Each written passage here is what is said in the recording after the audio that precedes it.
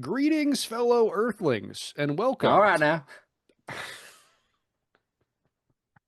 Someone has been listening to too much of what is it called? The Travis Kelsey and Jason Kelsey podcast, In the The New Neighborhood, New Heights. Heights. What in the neighborhood? What am I doing?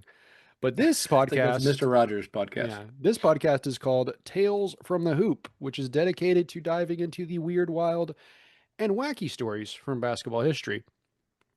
And I should probably add another one to that one because sometimes we just talk about like cool guys who did cool stuff and Right. it's not really that weird. Yeah, the But classic. you've probably never heard of them, which is what today's episode is going to be about. I'm your host, Ricky Freck, and today I'm telling a story about the second leading scorer in basketball history to my brother. Laser Dave. Now, Dave, do you know the answer to that question? Who is the second leading scorer in basketball history? The second leading scorer in basketball history? Yeah. Yes. But I Okay, feel like there's a trick coming. okay, let's talk about it. Is it not NBA history? Let's talk about it. So on April Okay. 2nd, 2024, LeBron James officially became the greatest scorer.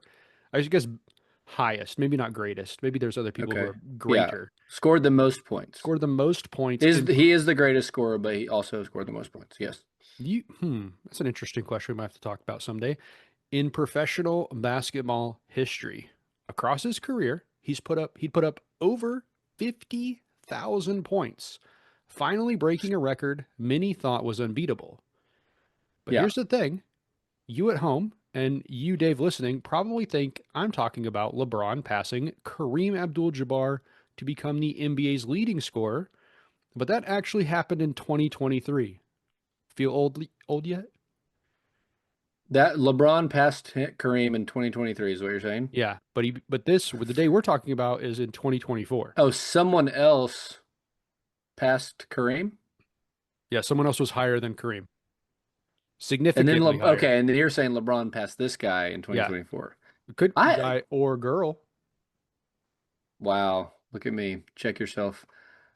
I have like literally no idea. I'm Okay. like I'm not even I feel sometimes like I'm headed in the right direction. Yeah, This is kind of blowing my mind.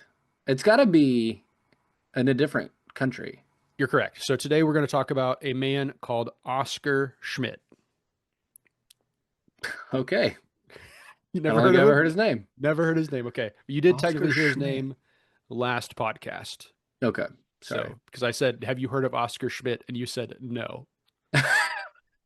Sounds about right. So, Oscar, and I'm probably going to butcher some of this stuff because we'll find out he is from another country where you need to speak a version of Portuguese. Oscar Daniel Bazaria Schmidt was born in Natal, Rio Grande do Norte, Brazil, on Okay. February 16th, 1958. And you're listening to this. If you're listening to this when it comes out, it is a complete coincidence that this is coming out on his literal birthday, February Oh, 16th, 2026. how fun. I But thought you were going to say like he might be scoring right now and he might. He's pretty old, but you never know. So I actually had like I want to say a third of this episode written back in August, but okay. so it's a complete coincidence that it's coming out on his birthday. Wow. But I was writing it while we were doing ABA stuff, and then just put it away for a little bit later, and now here we are. So. The young Hooper quickly rose through the ranks in the Brazilian youth basketball scene. He started with Palmeiras in Sao Paulo, where he played 85 youth games, averaging nearly 25 points a night I think he was like 14 at that point. Now, I don't know actually how tall he was when he was a teen, Okay. but I'm going to refer to him as a 6'9" smooth shooting big man because he eventually was 6'9". So let's just Okay. pretend he was some height around there when he joined Mackenzie College. Okay. Now, Mackenzie Six. College is in Brazil.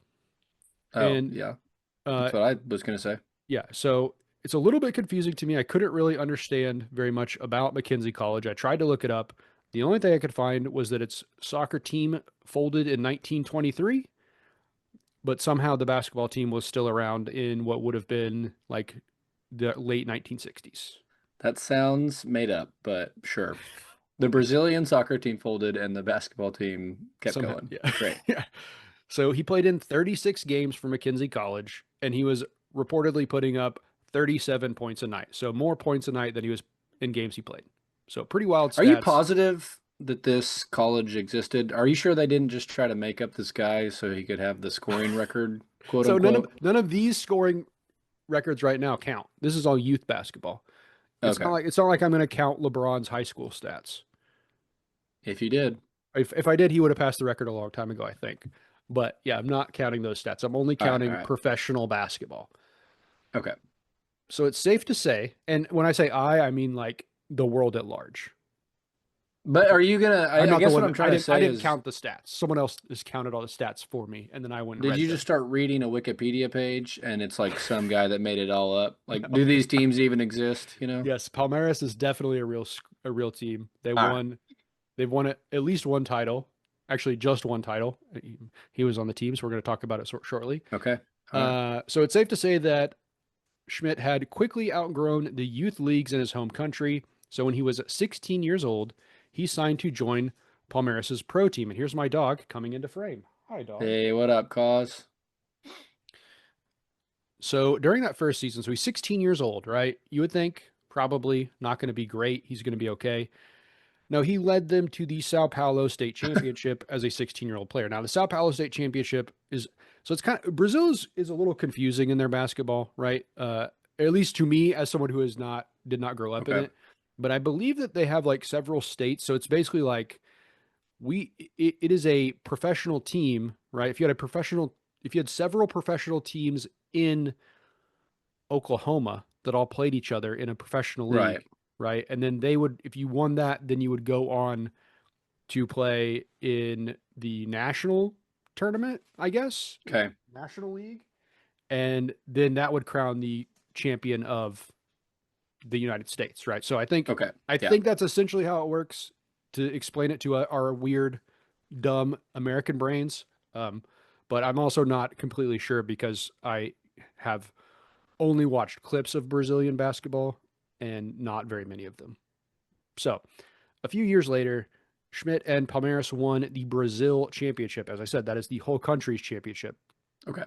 And that title that they won in 1977 is the only championship the team has ever won. So it's pretty safe to say that Schmidt was instrumental to the team's success. Now, the Okay. bad news, of course, for Palmeiras is that Schmidt decided to move on to something new in 1978. He went to a team called EC Sirio. All Sirio. right. S Italy. I no, it's still in Brazil. S I All right. R I O. So he's still in Brazil, and there he played under a guy named Claudio Motari, who Okay. had also played with at Palmeiras for a few years, and then he actually was his coach at Palmeiras when they won the title. So he just basically just followed him. So he followed his coach Right. to Sirio. Over his coaching career, Mataro won 5 Brazilian championships and 3 South American club championships. So that essentially is like, I mean, it would be weird if we did it in North. Not that weird, I guess. There's a lot of island nations, right? Like that are included in North America, but I think it would pretty much come down to like Mexico versus Canada versus Okay. Yeah. the U.S. Maybe Puerto Rico. They have a pretty good basketball heritage there. So, and he also, this guy Motaro, coached Brazil to a fifth place finish at the 1980 Olympics. So he was a pretty solid coach in his own right, but it definitely helped that he had Schmidt with him. So let's focus back on our hero, Oscar Schmidt, starting to come into his own as a player by the late 80s. He had just won a title with Palmeiras in 1977. In 1979, he helped Montero and Sirio win a Brazilian championship. So that's his second ever. Okay. And in the Yep. final game, he is at this point, I think he's around like, I want to say he was so 22. So he's like 19 years old in the final against Francana.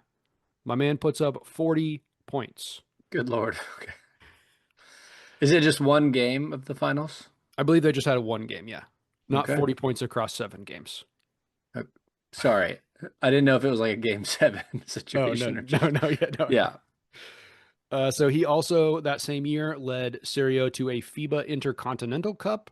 So basically, the way that worked is had, I think it was four teams for this particular one. So there was a team of from Puerto Rico, there was a team from Brazil, there was a team from the former Yugoslavia, which we talked about last time out, Yep. and there was a team from America, which I believe was made up of college players, but it also might have been players that had graduated college. They were called like the MK All Stars was the name of the Okay. American team. So I don't Okay. know. I didn't, when I tried to click on them, you couldn't like, it's old enough that you can't go look and see the rosters, right? So I couldn't tell you who's on the team, but I do So this know guy didn't exist, is what we're saying. no, he existed. I do know that Schmidt dropped 42 points across against a star-studded Yugoslavia team in the final game to win a 100-98 slugfest and give Serio the FIBA Intercontinental Cup title. Okay. He also led the Brazilian league in scoring in 79 and 80, which was just a sign of things to come. Now, before we go any further, actually, let's wait on that. I was going to explain to you how Schmidt played because it's a little different than you might be thinking, but we'll talk about it here in a second. So, Yeah, I'm like comparing everything you say to like a LeBron career, and then I'm just waiting for you to be like, and their season was 400 games per year or no, something crazy. no, he Like, played. I mean, he definitely. I think they played less than the NBA, but he was averaging way more than LeBron's ever averaged in a season. uh-oh. Like he So was like easily like in the 30s every season. you just said he's better than LeBron. Wow, I said he that's was averaging more crazy. points than LeBron. So I'm by aggregating this. by 1982, Schmidt was looking for his next challenge.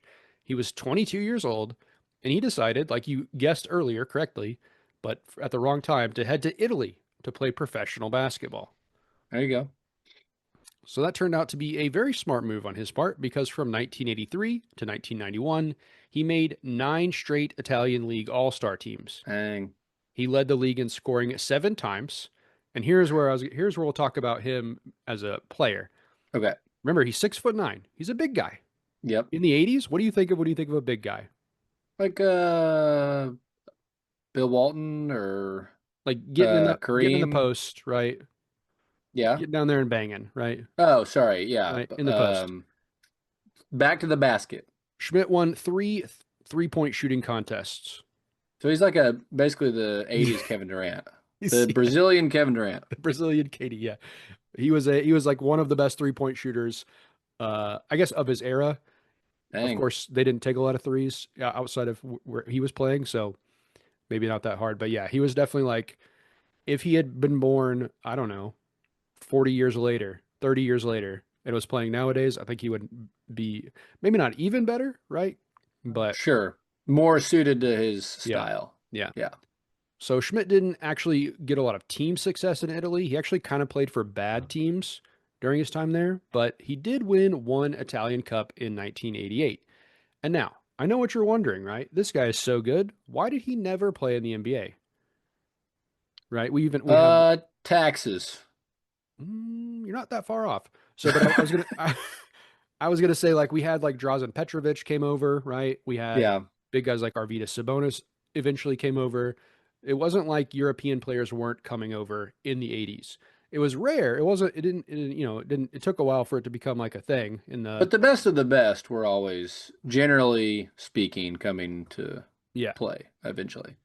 So in 1984, Oscar Schmidt was picked by the Nets in the 6th round of the draft. So the Okay. 84 draft that's Jordan's draft, right? No, is it 83, 83? right? Yeah. So 84 is Patrick Ewing's draft. No, is Patrick Ewing 85?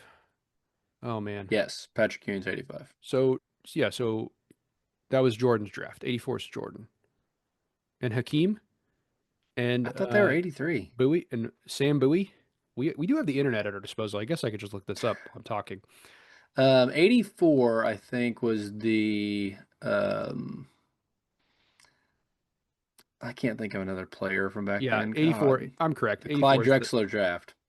no, Clyde Drexler would have been 83 because 84 is Hakeem, Michael Jordan, Charles Barkley, Johnny Stockton. Charles Barkley was in the same draft as Michael Jordan. Yeah, you didn't know this? Come on. Nope. Wow, that's wild.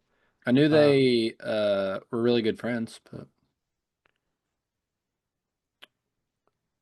Yeah, Clyde Drexler was 83. 14th I've seen them. pick. I've seen the movie they're both in. Space Jam? Yeah, Yeah, it's classic. good. It's can I say something controversial on this podcast before we dive back into Oscar Schmidt? I have one more controversial Space Jam take, but go ahead. The LeBron Space Jam is a better movie than the original Space Jam. I was just gonna say LeBron is a better player, but Michael Jordan has the better movie. Okay, so I'm gonna say this: Michael Jordan is a better player. LeBron is the better actor. Michael Jordan is a horrible actor. I don't care whether you like the movie or not. If you think the original is a better movie, that's fine. But he's not good at acting by any means, Yeah, but Jordan is horrible. I don't think I've watched them side by side, but That would be a hard watch. Like, which screen are you gonna watch? Which one are you gonna have turned on or sorry, I sound? meant like back to back. Oh, I did say side by side. My bad. I remember. I feel like Jordan was good, but is it just my nostalgia kicking it in? is. It is Okay. 100%. Yeah. I feel like the soundtrack's better, but that's also probably just nostalgia. Oh, the soundtrack, the I Believe I Can Fly is a really good song. That's what I'm saying. I'd have to go back. The LeBron's is kind of like AI, right? Yeah, yeah. Don Cheadle is AI. Basically, yeah. Yeah, it's pretty great. All It's right, fun. I mean, everyone do your homework and watch both. We'll report later. we do at some point need to start our ranking of basketball players in Oh, movies, but I do think that like the stipulation would be they can't be playing themselves. So I don't think either of those movies would qualify. oh yeah, that makes sense. Okay. It has to be like if you're like Dr. J playing Jesus a Shuttlesworth. yeah, Jesus Yeah. Shuttlesworth, exactly. Yeah. Okay. Okay, so he never actually. So Schmidt was drafted in 1984 in the sixth round, so pretty late in the draft, and Okay. he never seriously entertained a move to the United States, preferring instead to dominate in Europe. But Sixth round. Hold yeah, on. yeah, yeah, they used to do a That's lot of rounds. nuts. They used to do a lot of rounds, you know. Were the teams larger than 12 or 15 players? I don't. I mean, I think they just like who Were you cares, just whatever. firing half your team over the year and then, or was it just basically putting the people on your roster, even if they're like developmental or summer league players? I think they were just like we're gonna draft as many players as we can, just so we have a Okay. chance, like to see what's gonna happen. I think Yeah. was the idea. Okay. So he would have come to the NBA when he was 25 years old, if because he was Okay. drafted in 80 or maybe 24, but he would have been a pretty old player. That might have also played a part in him not making the jump. But I actually split this up. I don't know why in the writing. So the real reason he never made the jump is that his contract in the NBA would have been like significantly less than in Italy Hmm.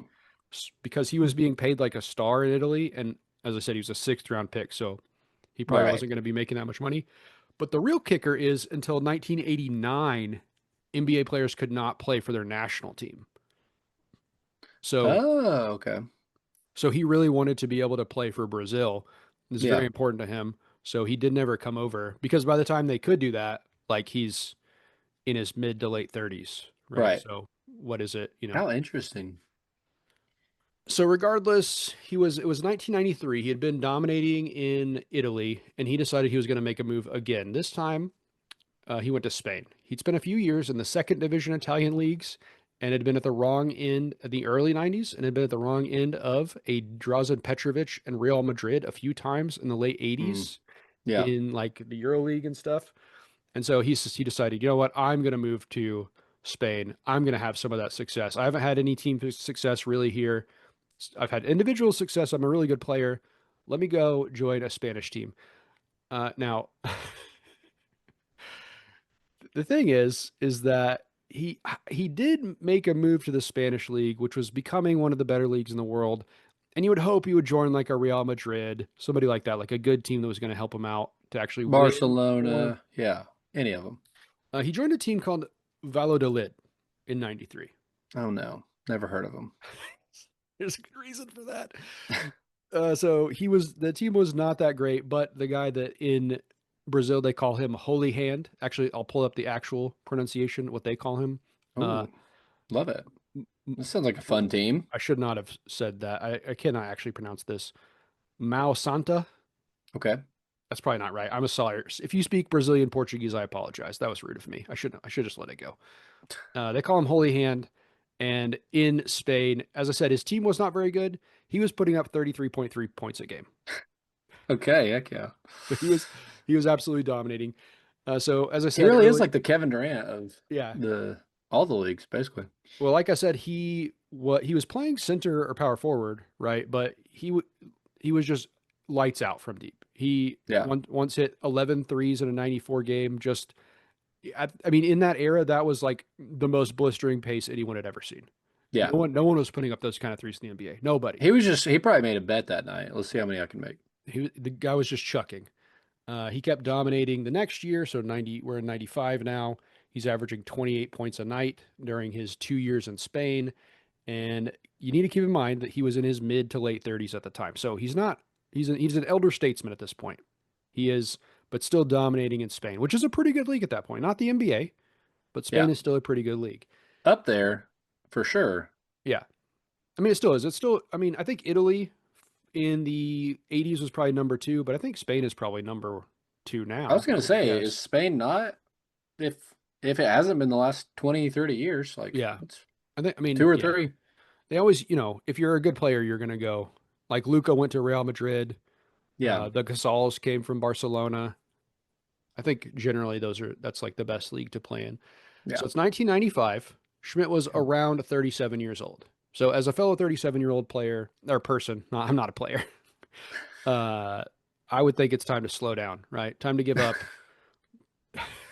He's got My, 10 more years. my basketball career is behind me. It's over. You would be wrong. I would be wrong.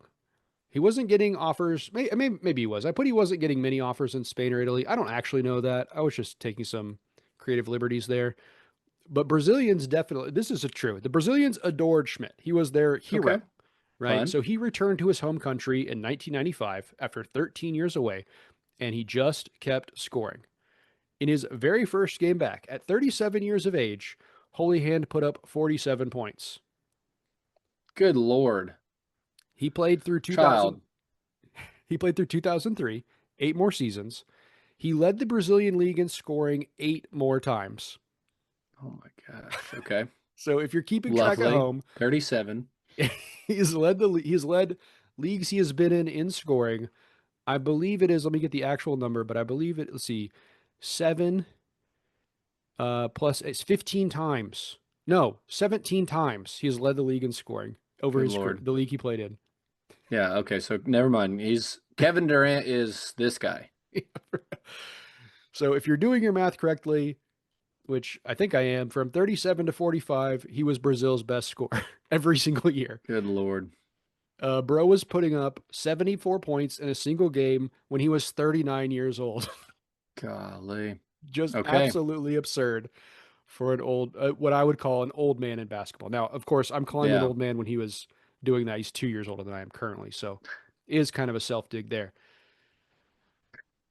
So, in addition to being such a good club player, he was also like probably the best Olympic player we've ever seen. So, again, your Kevin Okay. Durant comparison is very apt. In fact, we're about to talk about Kevin Durant. Fun. They He played played, against each other because he's still going. he's pretty close.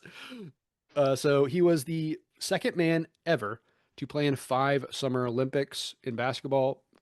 The first guy was Puerto Rico's Teo Cruz, who we might do an episode on, but I don't know Teo as much about Cruz? him. I know him. No, that's Ted Cruz. Wrong guy. No, there's some guy, a pop star, Teo Cruz. Oh, really? I throw my hands up in the air sometime. That guy's name is Teo Cruz. Ayo. I think. There it's one of the pop songs from when I was in high school. There was a Teo Cruz. I bought the album or I bought the You song bought on iTunes. you bought Teo Cruz's album. That's wild. I So think it's in that song. in 3 of those Olympics, Schmidt was the leading scorer, despite never playing past the quarterfinals. Golly, that's crazy. Okay.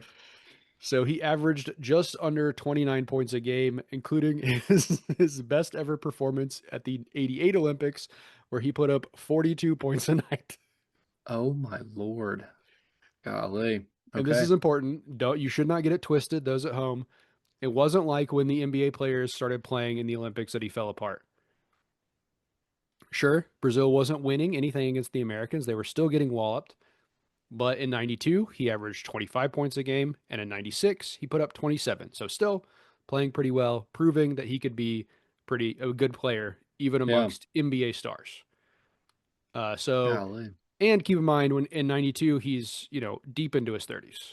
Right. 96 even I mean he's almost 40 I think in 96. So it's not like he was a spring chicken playing against like Michael Jordan and Charles Right. Barkley and Larry Bird. And not that Larry Bird was a spring chicken when he was playing either, but I do want to find these games. Sheesh. you can watch some of them. I watched a couple of them for when I did a whole thing about like every player ever drafted by Brazil, Hmm. and I watched some of their games. He was also dominant at the FIBA World Cup, helping Brazil win a bronze in 1978, and routinely was averaging more than 30 points a night across his World Cup career.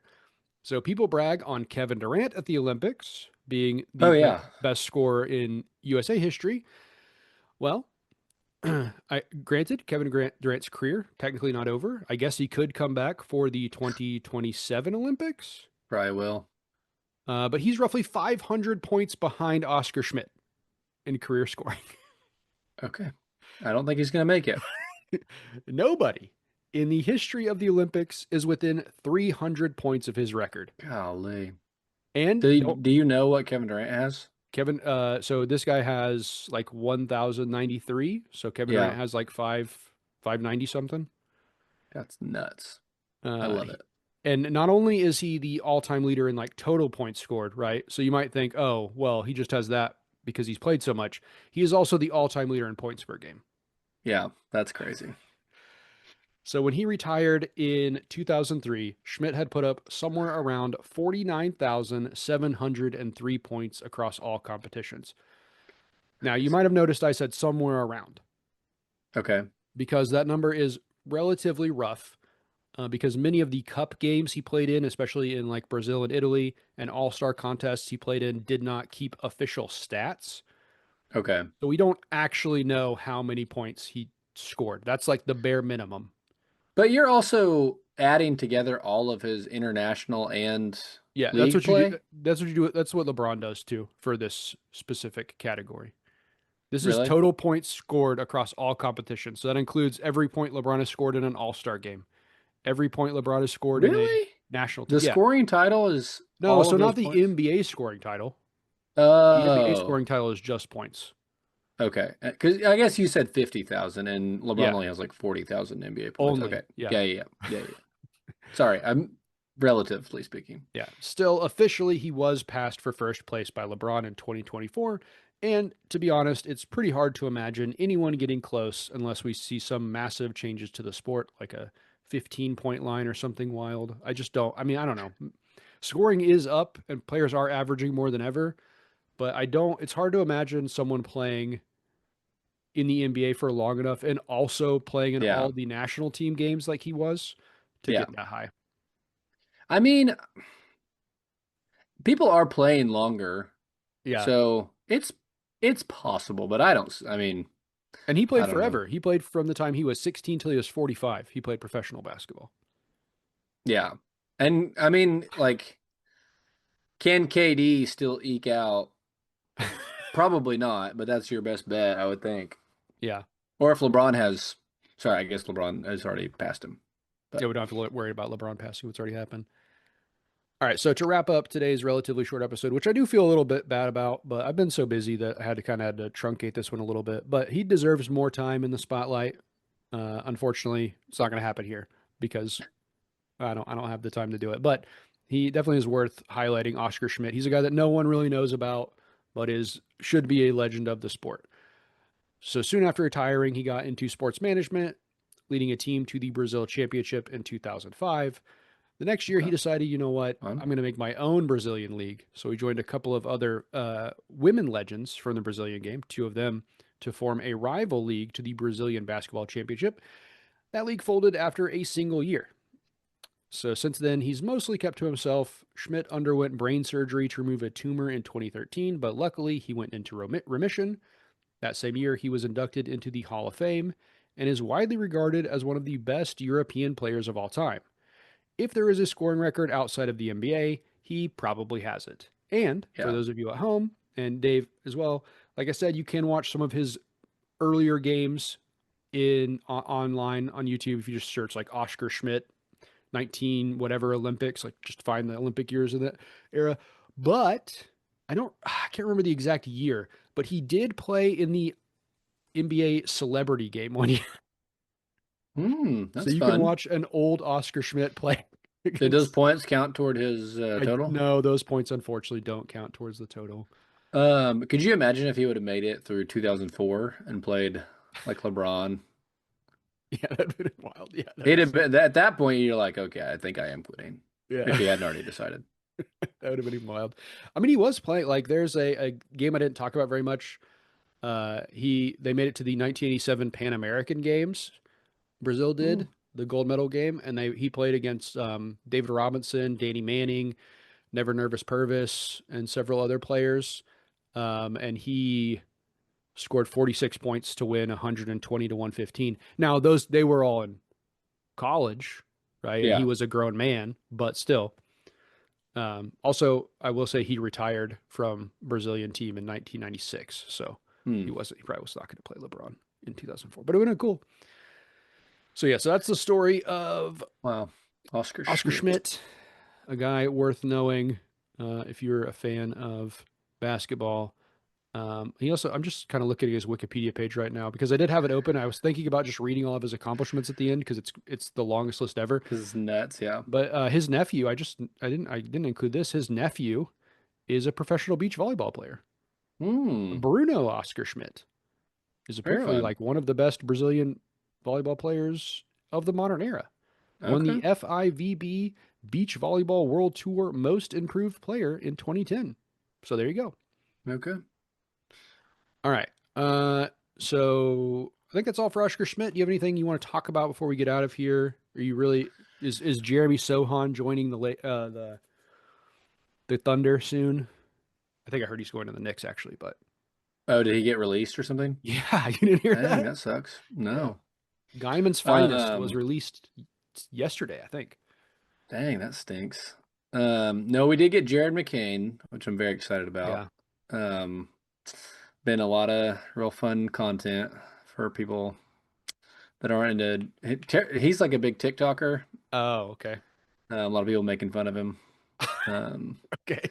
well, there's the Williams brothers on the Thunder and Shea have always been like pretty dance Oh, heavy TikTokers. I was really like Williams brothers. They have brothers on the team, but they're No, not they brothers. do like funny, dances together as guys with the same name, Yeah, and a bunch of super cuts, people making fun of them. They're actually kind of funny, but you you know, would say that. just saying. I'm excited. I think the Thunder I don't love the injuries, but I think they needed to not be on pace for the best win record of all time. Yeah. And now we're kind of mellowing out. But I do still think, it's a four-man race, like I said. So I'm sticking to it.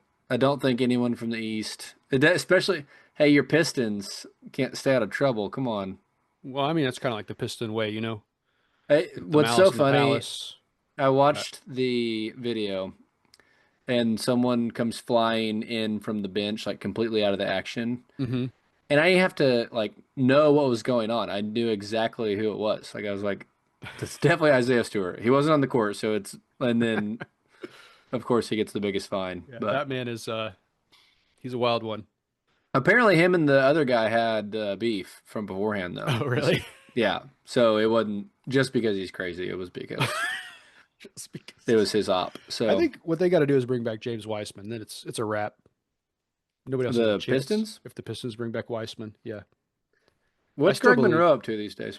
I still believe, Is dude. Andre Drummond still in the The league? Greg Monroe drum god years were a great time to be alive. They probably don't need him. Jalen Duren's too good. Jalen Duren Um, is like legitimately way better than I thought he was going to be.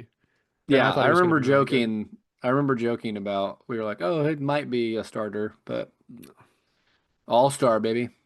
Yeah, it's Yeah, no, awesome. I think the East is shaping up to be better than I thought, but especially if Jason Tatum comes back, it'd be fun between the Knicks, the Pistons, and the Celtics. But Yeah, if he really does make it back, that's going to be wild. I still feel like the whoever comes out of the West has got it, and that's gonna that the Final Four is gonna be so nice. I can't wait. I think you're I probably can't correct that they wait. will come out of the West. However, I think it is a mistake to not Completely write it acknowledge off. that the East doesn't have to play as hard at games. Yeah. But oh well, what can you do? All right. We have another podcast to record, so we're going to go ahead and get out of here so that we can stop talking to each other at a reasonable time this evening. But we will see you.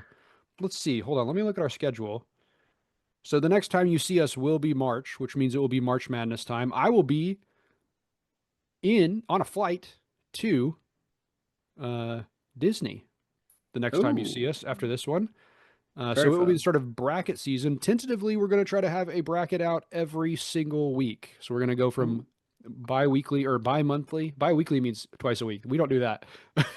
We're going to go from bi-monthly to once every week for a month. So hopefully that happens, but we'll see how it goes. We'll see you later. Bye bye. peace.